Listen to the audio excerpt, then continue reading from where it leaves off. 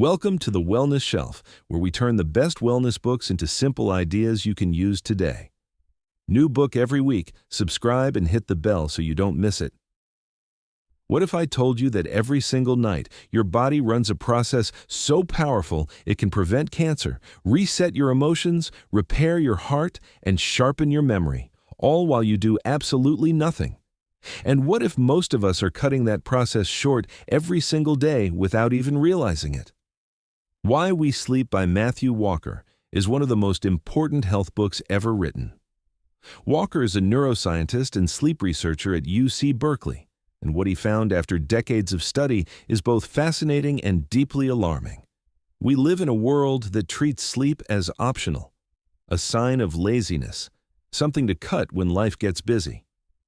Walker says that belief is quietly destroying our health, and today we're pulling out the 3 most powerful lessons from this book, ideas that might completely change how you think about the 8 hours you spend in bed every night. The first thing Walker wants you to understand is that sleep is not simply the absence of wakefulness. While you sleep, your brain is running at full capacity. It's filing memories, clearing out toxic waste proteins linked to Alzheimer's, regulating your hormones, and rebuilding your immune system. There's a system in your brain called the glymphatic system. It's essentially your brain's cleaning crew, and it only activates properly during deep sleep. Every night you cut sleep short, that cleaning doesn't fully happen. Walker puts it plainly: the shorter your sleep, the shorter your life. That's not a metaphor. The research behind it is overwhelming. Here's what makes this so dangerous.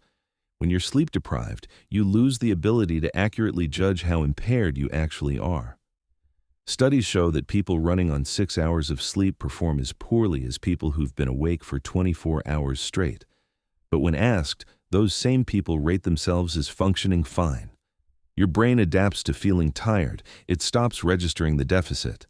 So most of us are walking around significantly impaired, emotionally, cognitively, physically, and we have no idea. Walker calls this one of the most underappreciated public health crises of our time. And the fix isn't a nap or a weekend sleep-in. That kind of sleep debt doesn't fully recover the way most people think. The third lesson is the most hopeful. Because Walker doesn't just diagnose the problem, he gives us the tools to fix it. The 2 most powerful things you can do, backed by his research. First, consistency over quantity. Going to bed and waking up at the same time every day, including weekends, is more powerful than sleeping 10 hours on Saturday. Your body runs on a circadian rhythm, and the more you honor that rhythm, the deeper and more restorative your sleep becomes. Second, temperature is everything. Your body needs to drop its core temperature by about 2 degrees Fahrenheit to initiate sleep.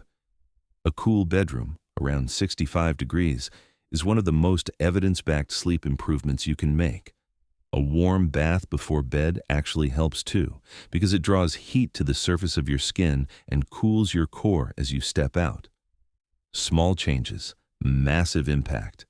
If there's one thing to carry away from today, let it be this: sleep is not a luxury. It is the foundation that every other health habit is built on. Your workouts, your diet, your focus, your mood, all of it is undermined when your sleep is broken. You don't need to overhaul your life tonight. Start with one thing. Pick a consistent bedtime and stick to it this week. That's it. One small shift in the right direction. Matthew Walker spent his career trying to get the world to take sleep seriously. Hopefully today, we gave you one more reason to. Next time, we're diving into a book that will completely change the way you understand your own body and the trauma it holds.